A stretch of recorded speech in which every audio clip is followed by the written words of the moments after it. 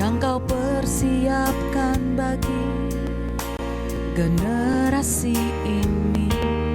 Tuhan, ini kami pelayan-Mu, mengabdi untuk kerajaan-Mu. Bapa, urapilah kami. Bapa, sertailah kami. Berikan hati-Mu, berikan hikmat-Mu, untuk perlengkapi kami, menyelesaikan tugas kami. Mendidik untuk menyelamatkan, membangun generasi kudus dalam kebenaran, dalam kesucian, berkenan di hadapan Bapa.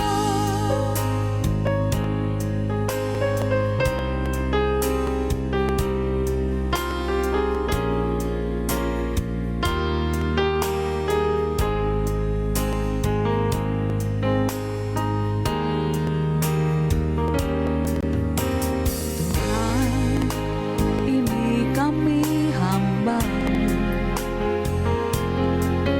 yang Kau persiapkan bagi generasi ini. Tuhan, ini kami pelayan-Mu, mengabdi untuk kerajaan-Mu. Bapa, urapilah kami. Bapa, sertailah kami.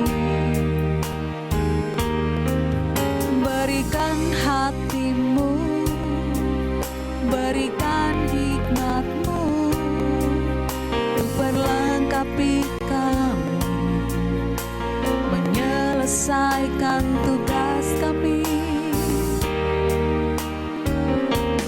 Mendidik untuk menyelamatkan,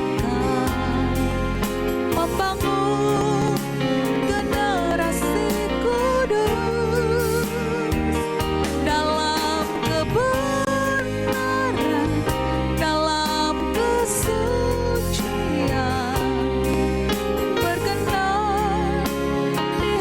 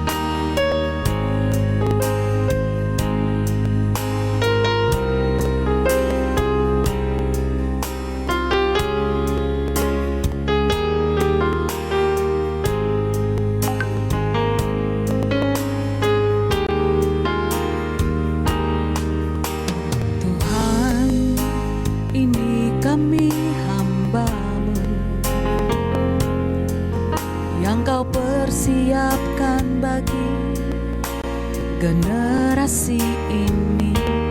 Tuhan, ini kami pelayan-Mu, mengabdi untuk kerajaan-Mu. Bapa, urapilah kami.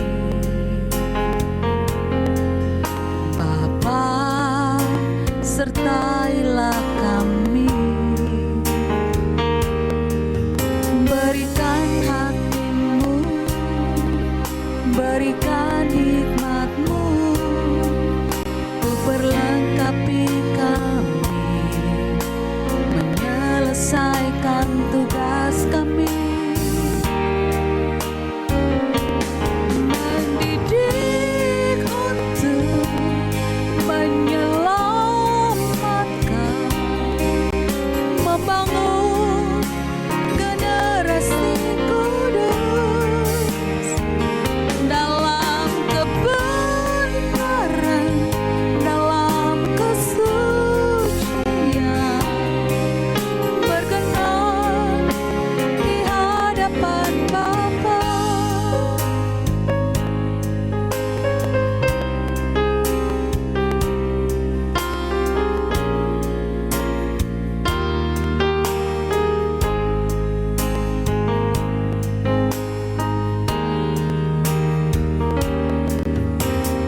Tuhan, ini kami hamba yang Kau persiapkan bagi generasi ini. Tuhan, ini kami pelayan-Mu, mengabdi untuk kerajaan-Mu. Bapa, urapilah kami. Bapa, sertailah kami. Berikan hati-Mu,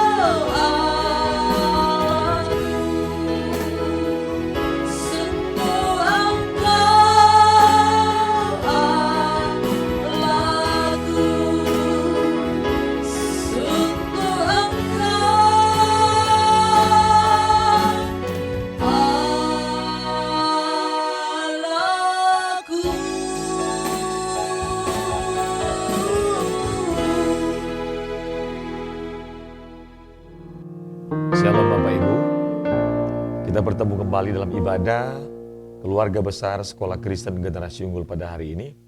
Dan mari kita persiapkan hati kita untuk beribadah bersama-sama pada hari ini. Banyak jiwa yang terhilang akan binasa. Itu sebabnya kita harus bergandengan tangan untuk menyatakan kasih Tuhan di hari-hari terakhir, hari yang penuh dengan kejahatan. Kita sedang berada di masa yang sangat sukar. Mari cari Tuhan dengan sungguh.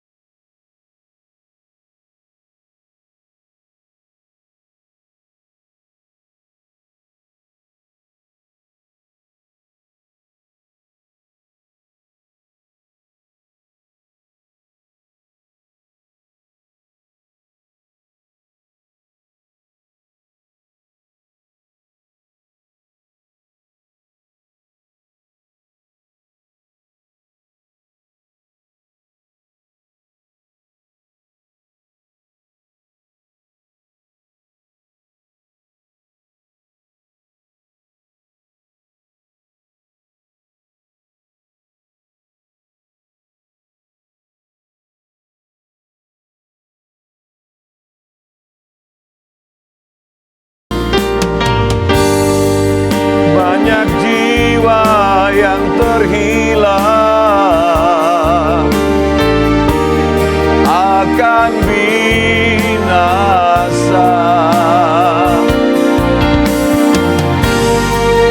Jadikan aku alatmu, ya Bapa. Selamatkan mereka.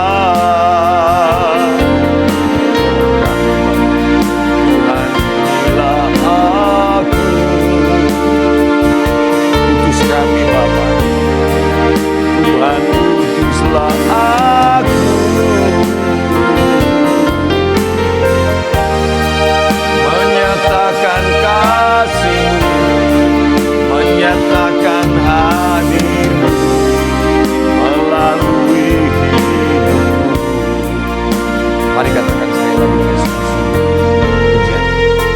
Bapa tolong aku, Bapa tolong aku dapat mengerti yang Engkau ingini dalam hidupku sebelum berakhir hariku.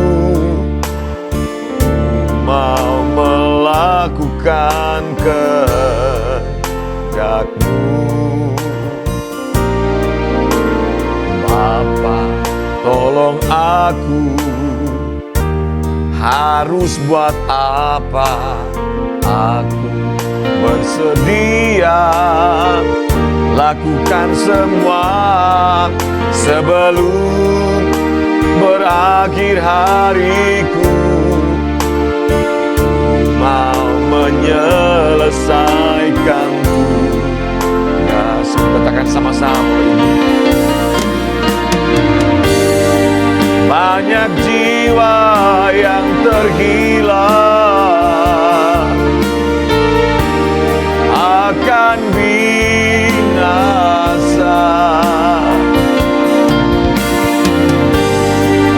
Jadikan aku alat-Mu, selamatkan mereka.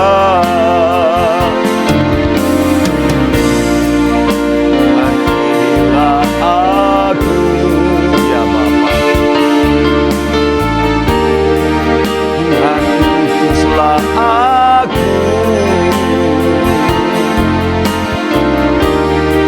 menyatakan kasih-Mu, menyatakan hadir-Mu melalui. Lebih sungguh lagi katakan, banyak jiwa yang terhilang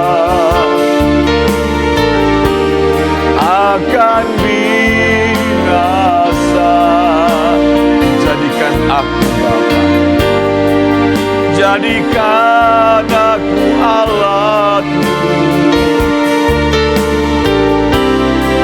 selamatkan mereka. Tuhan, inilah aku, ya Bapa. Tuhan, utuslah aku,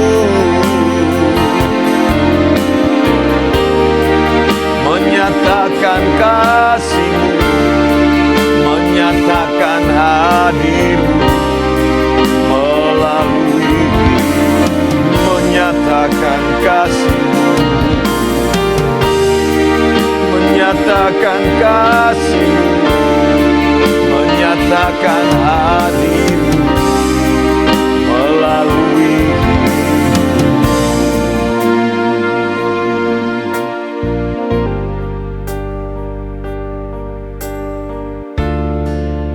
Bapa. Utuslah kami untuk menyatakan kasih-Mu di tengah dunia yang makin jahat, di tengah dunia yang dilanda dengan pandemi global, di tengah dunia yang melanda dengan berbagai macam bencana alam.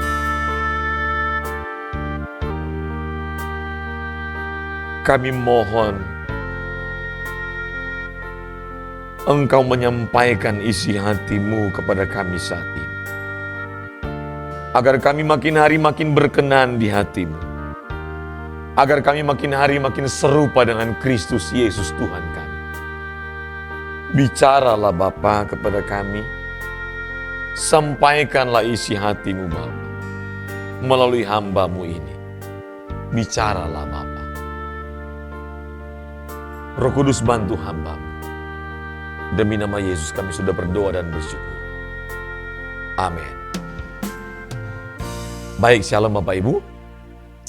Kita akan melanjutkan pembahasan kita pada minggu yang lalu dalam ibadah keluarga besar GNI Nusantara. Dan ini adalah tema seri yang kedua dengan tema murah hati di masa sukar. Untuk seri yang kedua. Sekali lagi, murah hati di masa sukar. Mari kita mulai. Matius pasal 5 ayat 7 tetap menjadi dasar pembahasan kita. Berbahagialah orang yang murah hatinya, karena mereka akan beroleh kemurahan. Lukas 6 ayat 36. Hendaklah kamu murah hati sama seperti Bapamu adalah murah hati. Baik, kita akan melanjutkan materi minggu yang lalu. Sesungguhnya tidak ada orang yang terlahir otomatis memiliki sikap murah hati. Kenapa? Karena setiap orang terlahir dalam keadaan berdosa atau dengan kodrat dosa. Jadi kalau manusia memiliki kodrat dosa, maka kecenderungannya manusia akan selalu mengikuti keinginan-keinginan dosa. Setiap orang harus menemukan kebenaran Injil murni untuk dapat memiliki pemahaman, pengertian, dan kesadaran akan Allah yang benar sebagai modal untuk menjalani hidup yang sesuai dengan kehendak Allah. Sekali lagi, setiap orang harus menemukan kebenaran Injil murni untuk dapat memiliki pemahaman, pengertian, dan kesadaran akan Allah yang benar sebagai modal untuk menjalani hidup sesuai dengan kehendak Allah. Ini harus menjadi perjuangan kita. Ini harus menjadi gairah kita. Dan ini harus menjadi tujuan kita.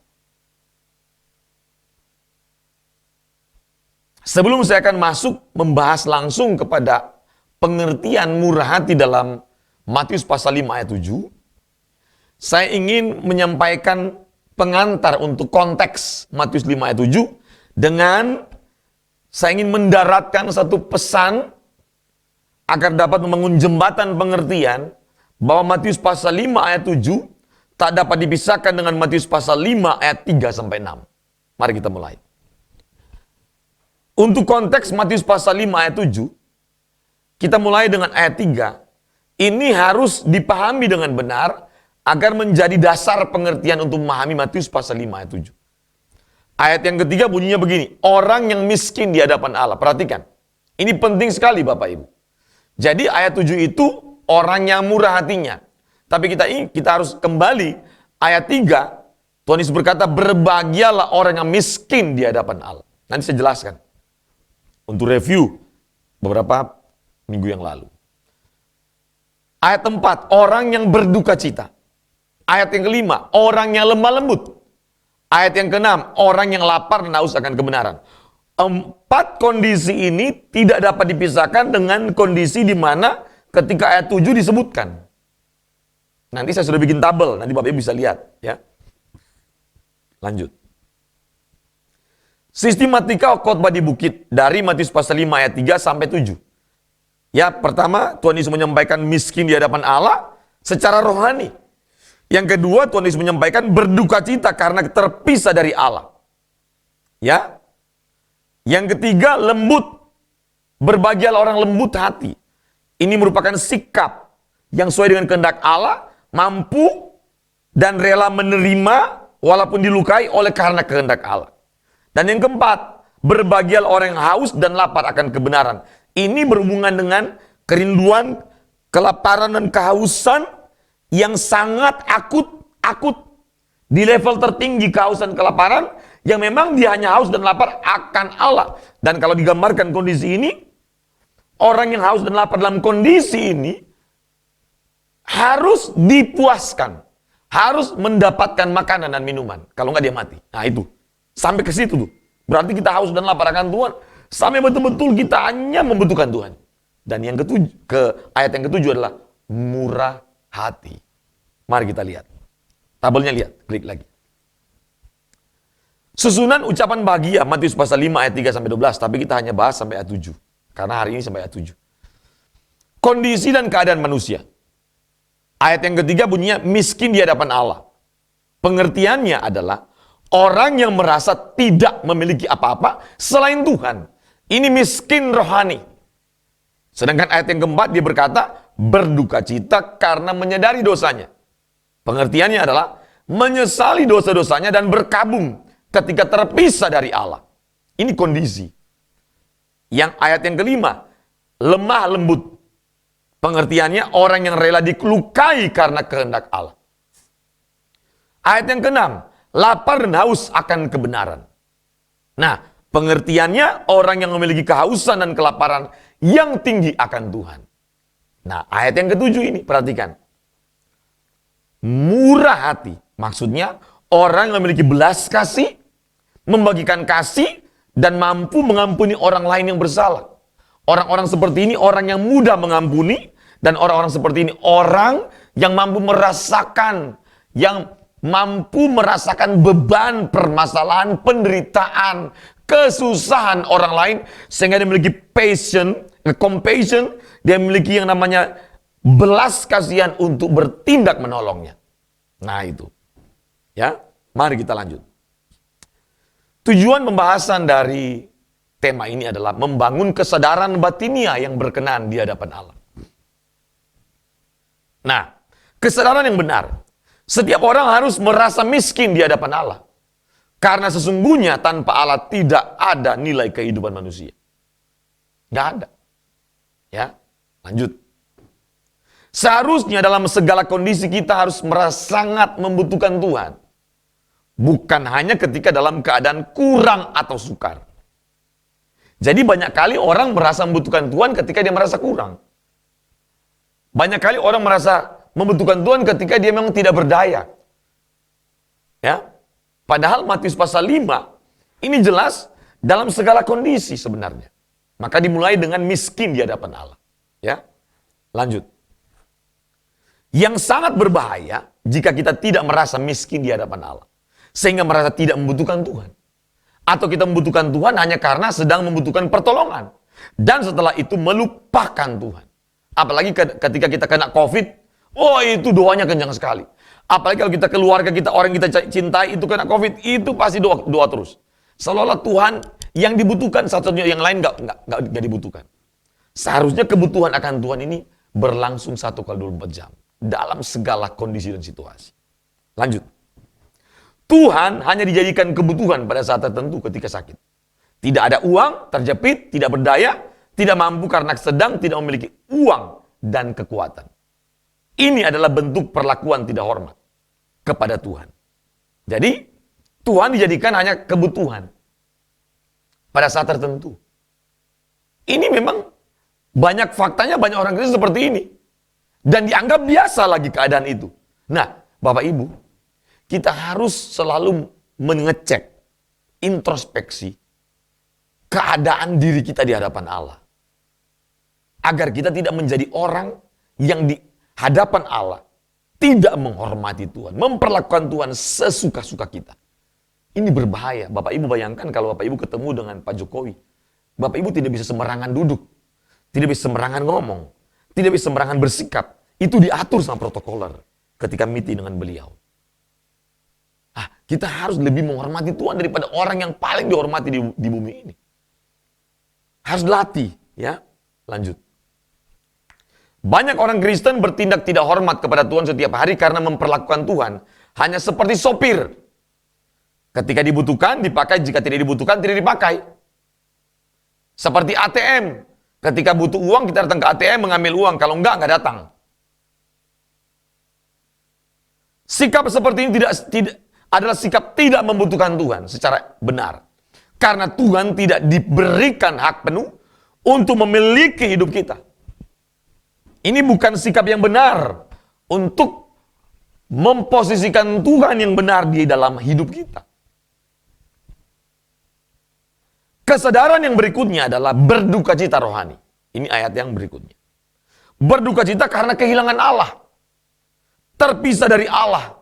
Atau karya Allah karena dipisahkan oleh dosa-dosanya.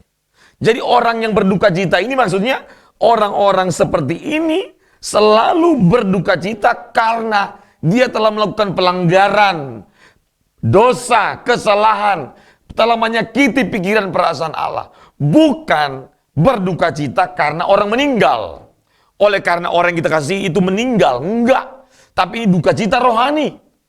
Di mana kita sangat sensitif. Kita akan berduka cita ketika kita berbuat dosa. Kenapa? Bagi kita orang percaya, bagi kita yang hidup di zaman perjanjian baru, berbuat dosa bukan lagi sekedar melanggar hukum, tapi berbuat dosa adalah menyakiti pikiran dan perasaan Allah. Lanjut. Jadi ini adalah kesadaran bahwa Allah adalah satu-satunya harta abadi. Sehingga ketika kita melakukan dosa, maka kita akan merasa berduka cita. Karena dosa menyebabkan kita terpisah dari Allah. Kondisi begini yang harus terus-menerus kita bangun setiap hari. Ya, lanjut. Karena keadaan manusia yang paling tragis bukan ketika tidak memiliki uang atau sakit berat atau terpapar COVID-19. Tetapi ketika manusia terpisah dari Allah, sang pemilik kehidupan kekal. Lanjut. Kesadaran yang berikutnya adalah kemampuan untuk mengontrol atau mengendalikan diri dengan benar. Ketika menghadapi perlakuan tidak menyenangkan, atau kasar, atau dilukai. Rela untuk dilukai dan menerima perlakuan dirugikan demi kebenaran. Itulah yang namanya lembut hati. Berikutnya. Lembut hati adalah sikap bertahan atau diam dalam kehendak Allah. Lembut hati adalah seseorang yang tidak memperjuangkan kepentingan diri sendiri. Melainkan orang yang lembut, rendah hati, dan penuh perhatian. Nah, kesadaran yang berikutnya adalah kelaparan dan kehausan akan kebenaran. Kesadaran ini adalah seorang sedang memiliki kondisi lapar dan haus yang begitu mencekam. Berlarut-larut, sudah kelamaan lapar dan hausnya, menyengsarakan, bahkan sampai mendekati ambang bahaya kematian. Perasaan sedemikian itu akan menumbuhkan sikap kerinduan yang mendalam, penghargaan terhadap hal sekecil apapun, dan rasa syukur atas segala bentuk pemberian yang diterimanya.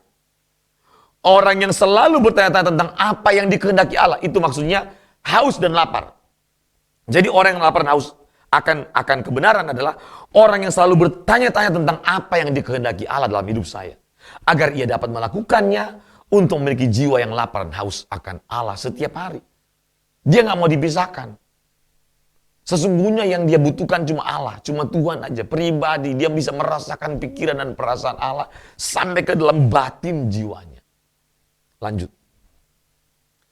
Kondisi-kondisi di atas adalah kondisi yang akan membawa setiap orang kepada kesadaran kasih yang begitu besar kepada Tuhan dan sesama manusia sebagai dasar hukum kehidupan.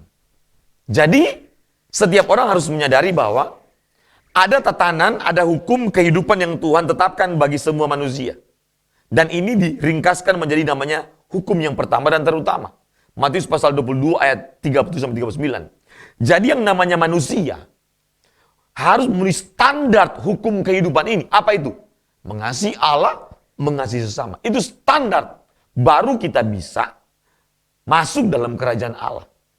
Tetapi bagi kita orang percaya, harus dulu sampai kepada menjadi anak-anak Allah yang berkualifikasi serupa dengan Kristus dan sempurna seperti Bapa. Ya, agar kita bisa ikut memerintah bersama Kristus di kerajaan surga. Lanjut. Dalam keadaan seperti ini, seseorang akan mengabdi sepenuhnya kepada Tuhan. Kenapa? Karena memang fokusnya cuma Tuhan. Dia tidak mungkin cari sesuatu lagi untuk dirinya. Dia tidak mungkin lagi hidup untuk kepentingan dirinya. Dia tidak mungkin lagi tertipu dengan berbagai macam godaan kanan dan kiri yang berbau keinginan mata, keinginan daging, keangkuhan hidup. Tidak mungkin dia tergoda dengan hal itu. Ketika kita dipenuhi oleh kebenaran Injil yang adalah pribadi Tuhan, pribadi, Injil itu pribadi, kebenaran itu pribadi. Maka apapun yang kita kerjakan adalah bentuk ucapan syukur dan pengabdian penuh kepada Tuhan yang telah memberikan keselamatan lebih dari apapun. Keselamatan yang Tuhan berikan kepada kita Bapak Ibu lebih dari apapun. Bahkan kalaupun kita mati karena penyakit apapun, itu bukan berarti kita kehilangan semua. Kalau kita mati bersama Kristus, kita mati dalam keadaan kita orang yang berkenan di hadapan Allah, dalam keadaan kita berkenan di hati Allah. Maka dengar pada baik, Tuhan menyiapkan tempat yang terbaik bagi saya dan saudara. Jadi Anda yang lagi sakit hari ini, tidak usah takut.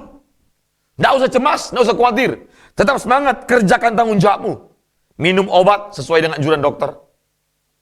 Makan teratur. Istirahat teratur. Anda konsumsi vitamin juga.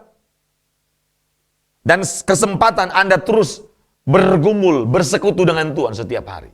Gunakan waktu-waktu Anda, hari ini mungkin Anda sedang sakit, untuk rest. Untuk istirahat, tapi jangan gunakan waktu ini untuk berjumpa dengan Tuhan tiap hari.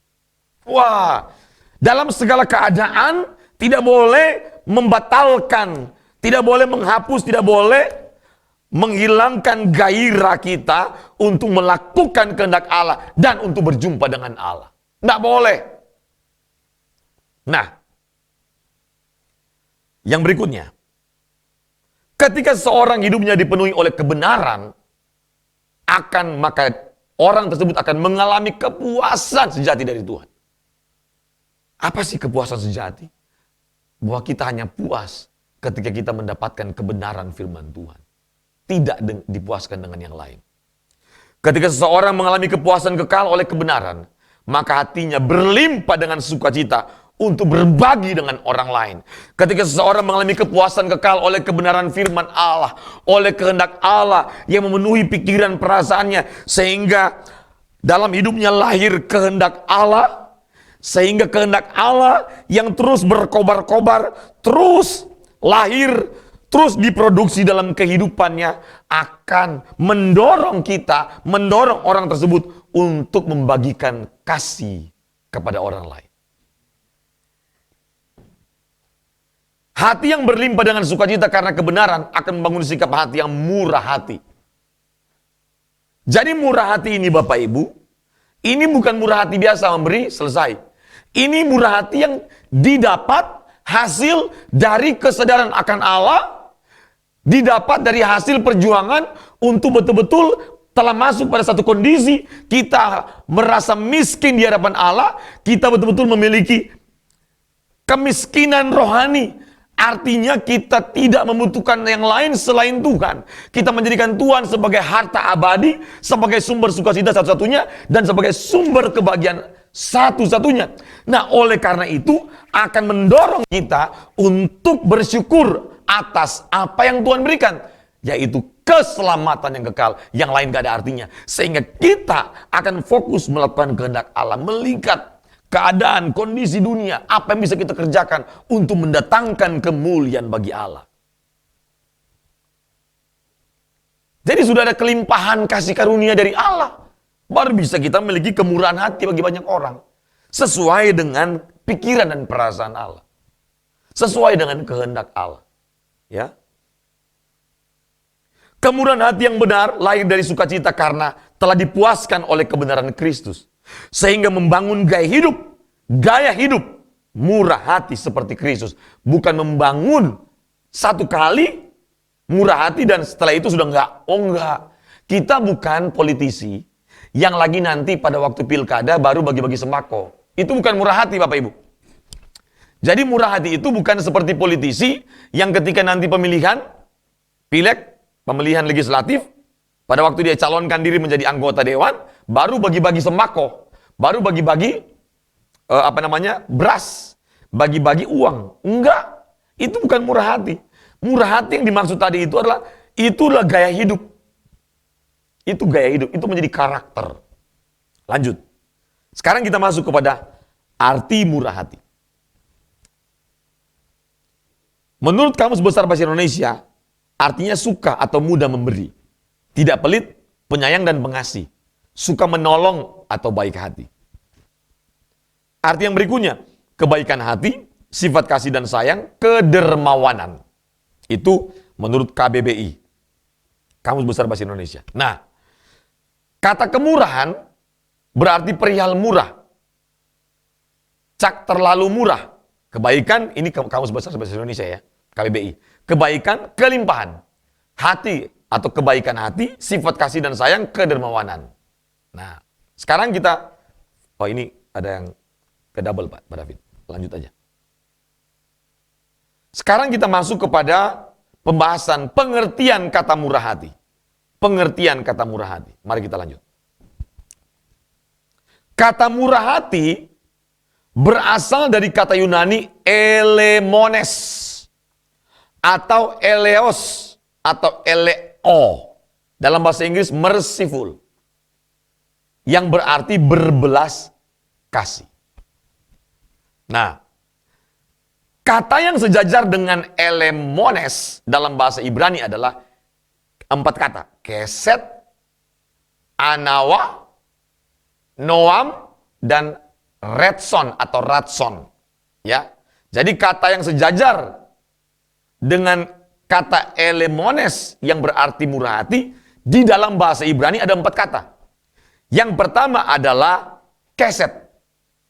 Yang kedua adalah anawa. Yang ketiga adalah noam dan ratson. Mari kita mulai. Pertama kita mulai dengan keset. Keset artinya kasih setia. Ya, keset itu artinya bahasa Ibraninya kasih setia. Yang berarti kemurahan Tuhan. Ada lagu dulu, Pak Wila, lagu dulu yang lagu Pentakosta dulu lama itu. Saya paling suka dulu nyanyi lagu ini nih. Ini lagu lama banget nih. Kemurahanmu, tahu nggak Pak Wila? Kayaknya Pak Wila nggak tahu. Itu lagu-lagu Pentakosta lama itu. Terlalu rendah, coba. Kemurahanmu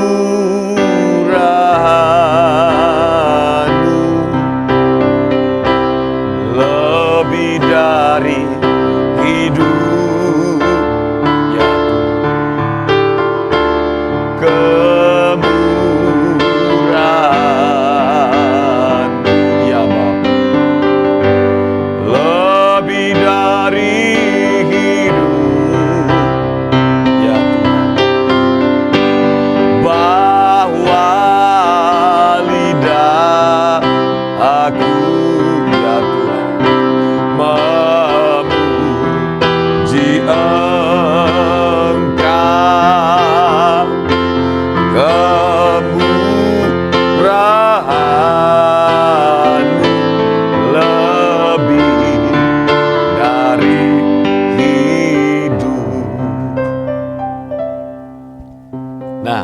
lagu lama Bapak Ibu, tapi masih bagus, masih menyentuh. Terasa, ya. Nah, itu kata pertama. Keset. Ya, bukan keset itu ya. Yang kedua adalah, contohnya ini contohnya. Tuhan berkemurahan hati kepada bangsa Israel yang berlaku jahat di mata Tuhan. Itu contoh penggunaan kata keset. Ya, kasih setia, kemurahan Tuhan. Walaupun bangsa Israel sudah bebal, jahat, Tuhan tetap bermurah hati. Keset. Yang kedua adalah anawa. Anawa, ya. Apa arti anawa? Anawa berarti kemurahan hati Allah yang tidak membalas kejahatan manusia setimpal dengan kejahatannya atau tuntutan Torah. Sekali lagi, anawa berarti kemurahan hati Allah yang tidak membalas kejahatan manusia setimpal dengan kejahatannya atau tuntutan Torah. Ini disebut dalam istilah bahasa Ibraninya anawa, ya. Yang istilah yang ketiga dari bahasa Ibrani, noam. Noam berarti kebaikan hati, sangat terpuji. Jadi kebaikan hati dan sangat terpuji, itulah noam. Sedangkan kata yang keempat dari bahasa Ibrani untuk murah hati adalah retson, yang berarti keberkenanan hati terhadap orang lain. Sekali lagi, keberkenanan hati terhadap orang lain. Ya, mari kita lanjut. Ini adalah, jadi kata-kata tadi itu adalah karakter Allah. Apa yang kita sebutkan tadi itu karakter Allah. Dari mulai keset, dimulai dengan ada noam, ada namanya retson, dan ada juga namanya anawa. Jadi keset, anawa,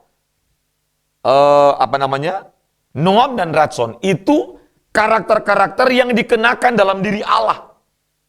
Allah memiliki kemurahan hati, Allah adalah Allah yang setia, Allah adalah Allah yang berbelas kasih, Allah adalah Allah yang memberikan perkenanan kepada orang lain. Kata perkenanan itu saya kasih contoh, misalnya ada orang yang ingin ketemu raja di zaman dulu Bapak Ibu. Maka dia tidak bisa sembarangan masuk. Harus kalau raja izinkan dan berkenan, dia boleh masuk. Yang berikutnya, kalau seorang penjahat akan dihukum. Hanya perkenanan raja yang bisa batalkan hukuman itu. Hanya kemurahan hati raja yang bisa batalkan hukuman itu. Sama dengan kita. Kita diampuni karena kemurahan hati Allah. Amin. Kita dibebaskan, dimerdekakan dari dosa karena kemurahan hati Allah. Itu adalah buah kasih dari Allah. Jadi, kemurahan hati ini bukan pelajaran biasa. Ini adalah karakter Allah. Ini adalah pribadi Allah sendiri. Ini adalah sifat Allah sendiri. Kita tidak mungkin diselamatkan tanpa kemurahan hati Allah. Lanjut. Allah berkenan kepada manusia walaupun manusia dari debu tanah. Lanjut. Allah berkenan memelihara manusia dengan kasih setia. Memberikan kemurahan dan berbelas kasih kepada manusia yang berdosa. Kita ini manusia yang berasal dari debu tanah Bapak Ibu. Kok Tuhan mau untuk berbelas kasih, untuk menyatakan kasih setianya, untuk memberikan perkenanan dan bermurah hati kepada kita. Walaupun kita sudah jahat di mata Allah. Bayangkan itu. Makanya orang-orang yang tidak mengenal Allah, orang-orang yang tidak mengenal karakter-karakter Allah seperti ini, kadang-kadang nggak tahu diri di hadapan Tuhan. Kita ini debu tanah, orang berdosa.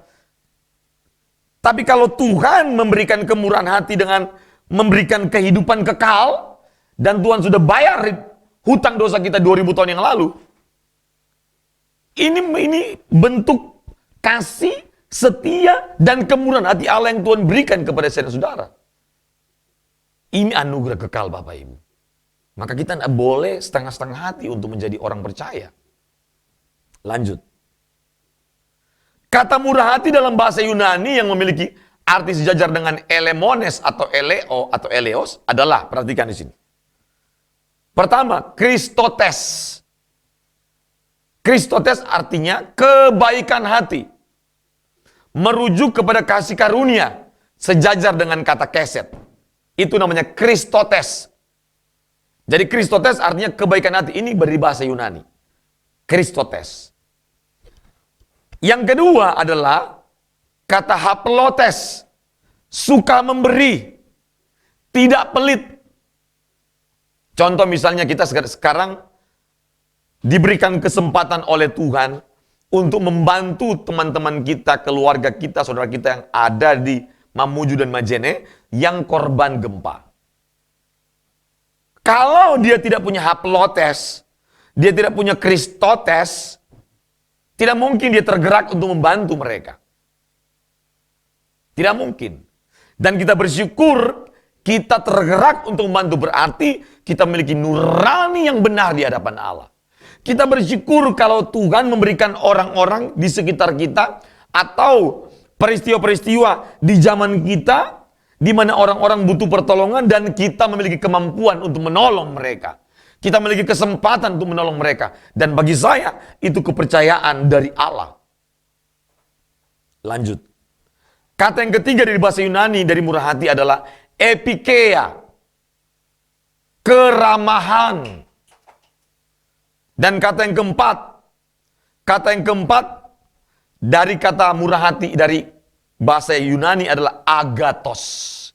Jadi kalau ada anak namanya Agatha, itu berarti kebaikan.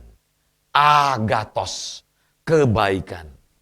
Kebaikan hati. Nah, semua ini dikenakan pada karakter manusia. Kalau tadi di Perjanjian Lama, itu dikenakan, di dalam bahasa Ibrani itu dikenakan pada diri Allah. Sedangkan di Perjanjian Baru, itu semua istilah ini dikenakan pada kita. Pada umat Perjanjian Baru. Dimulai dari kata elemones, Kristotes, haplotes, epikeia, dan agathos. Itu harus dikenakan pada kita. Dan ini jangan dilihat sebagai beban, tapi ini dilihat sebagai kehormatan. Amin. Lanjut. Setiap orang percaya harus bersyukur karena kita mendapatkan anugerah dan kasih karunia untuk dapat kepercayaan mengenakan karakter Allah dalam hidup kita. Amin. Ini karakter Allah, Bapak Ibu. Harusnya dengan bangga kita. Mengenakan karakter Allah tidak dapat ditukar dengan pangkat, jabatan, bintang 1, bintang 2, bintang 3, bintang 4, bintang 5 sampai bintang 7. Tidak dapat menggantikan, tidak dapat menukar semua yang kita sebutkan tadi satu persatu. Dari kata elemones, epikeia, Kristotes, haplotes, dan juga agathos. Ini adalah karakter yang mulia yang harus kita kenakan, dan ini kehormatan yang Tuhan berikan kepada saya dan saudara. Tidak dapat ditukar dengan jabatan, dengan penghargaan apapun, lencana penghargaan apapun. Tidak dapat ditukar dengan atribut apapun. Tidak dapat ditukar dengan penghargaan dari presiden atau dari PBB. Tidak dapat ditukar. Kenapa? Itu adalah atribut Allah, karakter Allah yang Tuhan, oleh anugerahnya, Tuhan memberikan kepada kita untuk dikenakan. Itulah sebabnya kita harus hidup belajar serupa dengan Kristus. Kenapa? Ketika kita belajar berjuang serupa dengan Kristus, kita sedang belajar mengenakan karakter-karakter Kristus. Salah satunya adalah murah hati, elemones. Ini kehormatan, Bapak Ibu. Jangan melihat setiap karakter-karakter yang mulia, yang benar, yang baik, yang unggul, yang ada dalam hidup kita, atau yang akan berkembang, bertumbuh seiring dengan praktek kebenaran sehari-hari, itu sebagai beban, tuntutan, kewajiban. Enggak. Misalnya nih, Tuhan, kita berdoa sama Tuhan, Tuhan, tolong buat saya menjadi orang murah hati. Tidak ada cara lain untuk Tuhan buat kita jadi orang yang murah hati, selain Tuhan izinkan kita mengalami dilukai oleh orang, disakiti. Kenapa? Murah hati bukan cuma memberi, tapi mudah mengampuni. Itu murah hati. Bagaimana kita bisa memiliki sikap karakter murah hati kalau kita tidak pernah disakiti sama orang? Bagaimana kita bisa memiliki karakter murah hati, menjadi orang yang memiliki yang namanya epikeia, kristotes, haplotes, berbelas kasih, suka membantu orang, tidak pelit, jika Tuhan tidak mengirimkan orang-orang yang butuh ditolong di sekitar kita, di hadapan kita. Tidak mungkin. Seperti hari ini, fakta, gempa di Mamuju dan di Majene. Atau di Kalimantan Selatan, banjir. Ya, kemarin saya sudah telepon kepada mentor dan pimpinan sekolah yang ada di Banjarmasin. Sudah 5 orang mentor kita yang mengungsi. Dan saya tanya bagaimana perbekalan segala macam, ternyata ada ya, puji Tuhan. Dan saya berharap Miss Dina, Miss Ayu yang ada di Banjarmasin tetap kuat. Dan semua mentor-mentor yang ada di Genio Banjarmasin tetap kuat. Ya, tetap kuat hadapi ini. Dan tidak boleh putus asa, tidak boleh panik dan takut. Dan apapun, misalnya Anda butuh apa-apa, langsung telepon saya. Ya, saya sudah bilang sama Miss Ayu waktu itu, tolong hubungi saya kalau ada apa-apa ya. Nah, jadi bukan cuma kita bantu juga di Mamuju. Di Manado juga sekarang lagi ada banjir dan korban tanah longsor. Apa yang bisa kita lakukan? Itu kita bersyukur Tuhan sedang melatih kita untuk memiliki karakter yang murah hati. Dan ini kehormatan. Kalau kita bisa mengenakan karakter-karakter Allah dalam hidup saya dan saudara, itu lebih dari atribut, lebih dari penghargaan yang presiden berikan kepada saya dan saudara. Anda bayangkan, jenderal saja kalau dapat bintang lencana, bintang Mahakarya, Mahaputra dan Mahaputri mungkin ada, nggak tahu ya, ada Mahaputri nggak? Wah, dia akan bangga, dia berdiri, dipakai semua, dia punya penghargaan semua, atributnya jelas. Wah, ini di mana? Ini ketika saya tugas di Timor Leste, ini ketika saya tugas di Papua, ketika saya tugas di United Nations, di daerah daerah konflik di Palestina atau apa. Bangga orang ketika menggunakan bintang-bintang dan penghargaan tersebut. Anda bayangkan nggak? Ketika kita memiliki karakter-karakter murah hati, suci hati. Aduh, ini karakter kekal. Karena tidak mungkin ada orang yang kelolosan ke surga tanpa memiliki sikap yang murah hati. Tidak mungkin ada orang pelit di surga, catat baik-baik. Tidak mungkin ada orang pelit di surga, catat baik-baik. Tidak mungkin ada orang yang tidak mau mengampuni, keras hati yang ada di surga. Tidak mungkin. Tidak mungkin, percaya sama saya. Jadi kalau Tuhan kasih kesempatan kita untuk menolong orang hari ini, Tuhan sedang melatih kita untuk mengenakan karakternya. Amin. Kita lanjut Bapak Ibu, minggu depan ya. Banyak jiwa yang terhilang akan binasa. Jadikan aku alatmu, selamatkan mereka. Tuhan, inilah aku ya Bapa. Tuhan, utuslah aku menyatakan kasih-Mu, menyatakan hadir-Mu melalui hidup. Bapak Ibu, kita tidak mungkin menjadi orang yang murah hati kalau tidak ada kondisi-kondisi, peristiwa-peristiwa yang Tuhan izinkan ada depan kita, yang kita harus menolong mereka. Contoh misalnya gempa dan segala macam. Atau mungkin ada orang-orang yang sakit di sekitar saudara. Atau mungkin ada orang-orang yang susah. Dan Tuhan kirimkan buat kepada saudara. Tuhan sedang melatih. Jangan tengging itu. Tuhan sedang melatih. Untuk kita bisa memiliki karakter Allah. Ini luar biasa. Orang untuk menjadi juara dunia aja, dia berlatih keras. Korbankan apa saja. Yang penting saya juara dunia. Misalnya balap MotoGP. Menjadi juara bulu tangkis dunia. Dia harus berlatih untuk mencapai prestasi, mendapatkan penghargaan dari dunia ini. Penghargaan yang dari dunia tidak melebihi penghargaan yang dari Tuhan.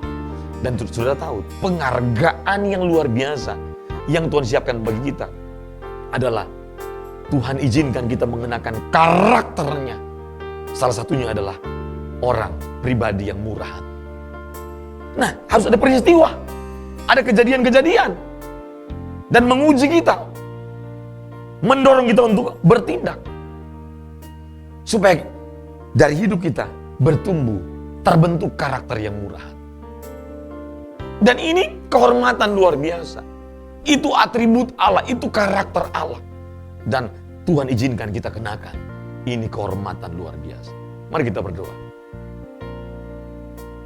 Bapa, dalam nama Tuhan Yesus, kami bersyukur Tuhan buat kebenaran ini. Walaupun tidak mudah Tuhan, tapi kami mau berjuang Tuhan. Kami mau berjuang Tuhan, sampai nafas kami berhenti. Untuk melakukan kehendak Allah. Untuk melakukan apa saja untuk memuliakan Allah. Dan untuk menolong orang-orang yang Tuhan kirim di depan mata kami, untuk kami tolong. Untuk menyampaikan suara kebenaran, menyampaikan kebenaran firman Tuhan. Dan untuk menyatakan kasih-Mu, menyatakan pribadi-Mu. Sehingga lewat hidup kami, lewat perbuatan hidup kami memperlihatkan Tuhan kami yang tidak kelihatan. Tapi terasa kekuatannya. Tuhan yang berkuasa atas hidup kami. Terima kasih Bapa. Memberkati semua yang sudah mengikuti ibadah ini. Berkati Bapa. Berkati korban gempa di Mamuju, di Majene. Berkati korban banjir yang ada di Kalimantan Selatan. Di Manado, longsor. Tuhan berkati keluarga korban. Hiburkan, berikan kekuatan, ketabahan. Bangkitkan gereja-Mu untuk menyatakan kasih-Mu lewat peristiwa-peristiwa bencana alam ini. Sehingga banyak gereja yang bangkit untuk menghadirkan Tuhan di tengah-tengah dunia yang makin sukar dan jahat. Mari kekasih-kasih Tuhan, angkat tanganmu dua-dua, arahkan hatimu dan terimalah berkat Tuhan. Kiranya berkat dan anugerah daripada Allah Bapa, cinta kasih daripada Tuhan kita Yesus Kristus, tuntunan, pemeliharaan, penyertaan, dan pertolongan dari Roh Kudus melindungi kita, menyertai kita sampai Tuhan Yesus datang kembali, menjemput kita orang-orang kudus pulang ke rumah Bapa yang kekal, hidup bersama Kristus selama-lamanya. Dalam nama Yesus, haleluya. Amin. Terima kasih Bapak Ibu, Tuhan memberkati. Shalom.